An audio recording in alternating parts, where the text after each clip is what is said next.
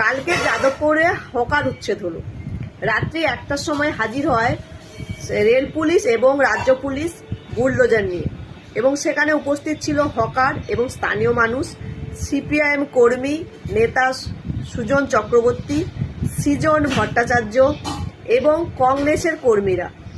তো আগে 2রা জুন এসেছিল, তখন 1980 সালে হকারদের পুনর্বাসনা দিয়ে তবে হকার উচ্ছেদ করা যাবে সেই আইন সৃজন ভট্টাচার্য রেল পুলিশদেরকে দেখায়, এবং কোর্ট খুললে তার অবশ্যই কপি রেলদেরকে দেবে সেই কথা হিসাব করে ওদেরকে পাঠিয়ে দিয়েছিল।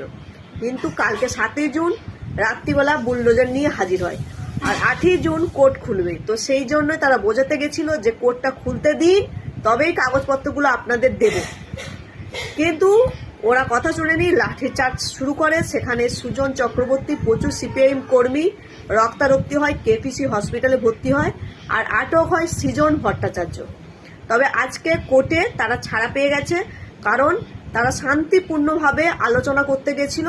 তো সেই জন্য তাদেরকে আটকে রাখেনি, সিপিআইএম কর্মী এবং সৃজন ভট্টাচার্যকে ছাড়া দিয়ে দিয়েছে। কিন্তু কথাটা হচ্ছে, এই রাত্রি 1টা-1:30টার সময় কেন বুলডোজার চালাচ্ছে? অমানবিক মনে হচ্ছে না? আপনার হকারদের উচ্ছেদ হোক, তা নিয়ে আমার কোনো কথা নেই, কিন্তু কথাটা হচ্ছে নিয়ম মেনে করাটা ভালো না? 14 দিন আগে যদি নোটিশ দেয় এবং তারপরে তাদেরকে ওঠার সময় দেয়, এবং এরকম রাত্রিবেলা বাচ্চা কাচ্চা নিয়ে বাড়িতে আছে, একটা মহিলা বলছে আমার বাচ্চা আছে বাড়িতে ঘুমোচ্ছে, বুলডোজার চালাবেন না, এটা আমার খারাপ লাগছে না? রাতে 1টার সময় সরকার এসে বুলডোজার চালিয়ে দিচ্ছে, সেটা দিনের বেলা করা যায় না? তাদের জিনিসপত্র আছে, বিনা নোটিশে, সত্যি খুব খারাপ লাগছে। সরকারি জমি এভাবে দখল করা যায় না, কিন্তু তারা তো আজকে থেকে করছে না, তারা আজকে 20-25 বছর ধরে ওখানে আছে। হঠাৎ করে এসে বুলডোজার চালিয়ে দিলে কেমন লাগে না? হ্যাঁ, আমার খারাপ লেগেছে, তাই বলছি। আপনাদের হয়তো মনে হতে পারে যে এতই যদি হকারদের প্রতি দয়া, লোকে বলছে তো দয়া, নিজের বাড়িতে গিয়ে বসা। নিজের বাড়িতে বসানোর মতো জায়গা কি লোকের থাকে? তারা সরকারি জায়গায় বসেছে, রেলে এত এত মানুষ আছে, তাদের ব্যবসা হচ্ছে, চা বিক্রি করছে, কেউ ঘুগনি বিক্রি করছে, কেউ ঝালমুড়ি বিক্রি করছে। আমার বাড়িতে এসে কি আমার মুখ দেখলেই তাদের বিক্রি হয়ে যাবে? বলুন দেখি। আর লোকের এত জায়গা থাকে, ঘরে থাকার মতো লোকের জায়গা থাকে না, লোকে হকার নিয়ে এসে বসাতে পারে? আসলে হকার উচ্ছেদ যেভাবে হচ্ছে, চারিদিকে হাহাকার হচ্ছে, কান্নাকাটি হচ্ছে, এত মানুষ বেকার হয়ে যাচ্ছে, দেখে খারাপ লাগছে, দুঃখ লাগছে, সেই জন্যই বলা, আর কিচ্ছু নয়।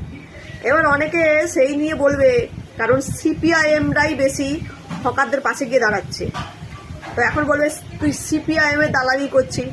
দেখুন, সিপিআইএম এর অ্যাডভার্টাইজমেন্ট আমি দিচ্ছি না, আমি হকারদের নিয়ে কথা বলছি। এবার সেটা আপনাদের যদি মনে হয় আমি সিপিআইএম এর অ্যাডভার্টাইজমেন্ট দিচ্ছি, সেটা আপনাদের ভুল। হকারদের এইভাবে উচ্ছেদ করছে, আমার দেখতে খারাপ লাগছে। আমি কোনো দলের হয়ে বলছি না, তবে সিপিআইএমরা হকারদের পাশে আছে, গরিব মানুষদের পাশে আছে, সেটা সত্যি কথা।